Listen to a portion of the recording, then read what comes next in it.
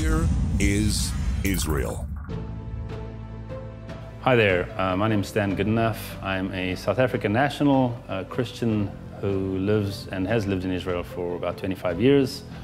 I'm a journalist by profession and a tour guide in this country as well. As it has for a number of years now, the international anti-Israel group is gathering to hold its Israel Apartheid Week events, in which they attempt to draw parallels between the Zionist Jewish state of Israel and the racist apartheid South Africa that I grew up in.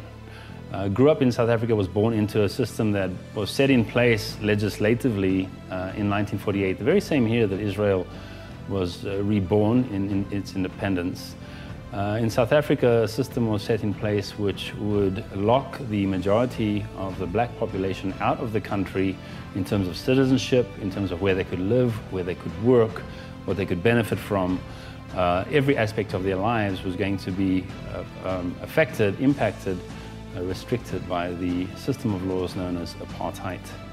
That's what I grew up in, a country where, as a member of the white minority, I grew up living in large houses. My family had multiple motor cars, we had swimming pools, and all the privileges of white South African lifestyle, while millions and millions of black South Africans lived in poverty in ghettos outside our towns and cities, or in the homelands to which they were relegated, their citizenship having been stripped from them and being forced to live in places like the Transkei, Zululand, Ciskei, and so on. So I grew up in a country and I know what apartheid is. In fact, I became a journalist because I was anti-apartheid. I was anti the idea of one group of people dominating and ruling over another in a way that was prejudicial to the human rights and the existence of the majority of my fellow countrymen.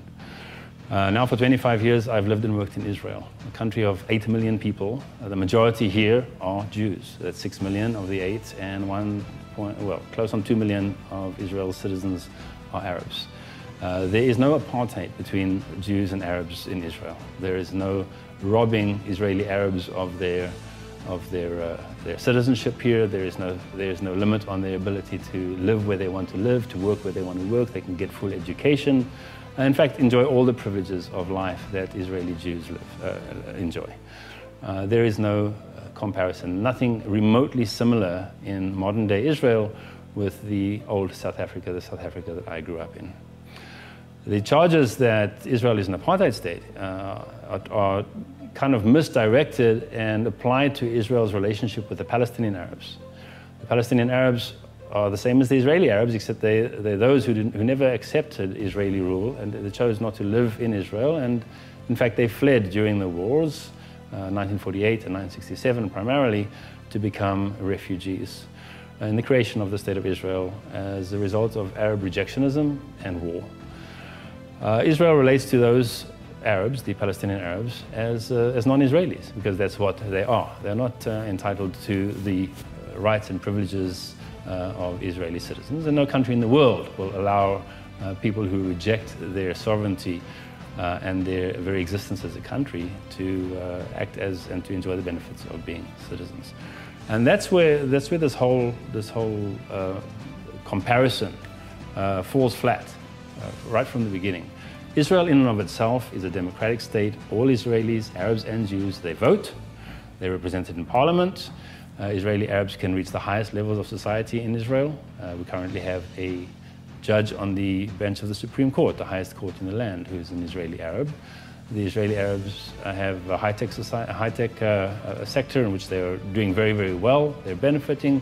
The homes they live in are beautiful, big, large mansions in many, many places. There is nothing in Israel that remotely resembles what I grew up in South Africa.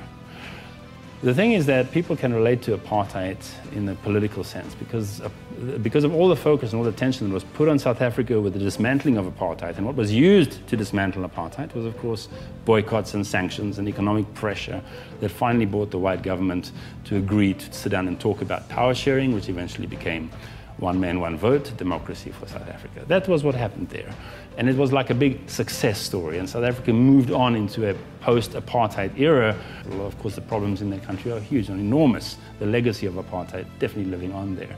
But to try and apply that word, apartheid, to Israel, which has no basis, no foundation in the reality of life in Israel, of Israel's history, modern history, and of relationships between Arabs and Jews in Israel itself, is totally spurious, has no basis whatsoever.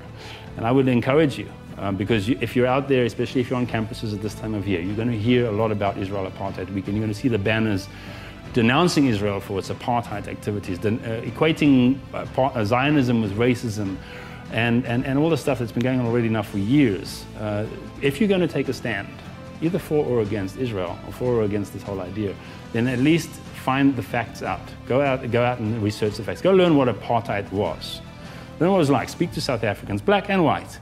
Speak to them. Find out what apartheid was, and see whether you can find any resemblance to what goes on in the modern, thriving, growing, sharing state of Israel that is giving so much positive to its own people, to the Arabs of the region as well, even Arabs that it doesn't have, by the way, peaceful relationships with, peace agreements with, have been benefiting immensely from Israel's largesse, Israel's generosity, Israel's desire to live and to contribute very positively to the Middle East in which it exists.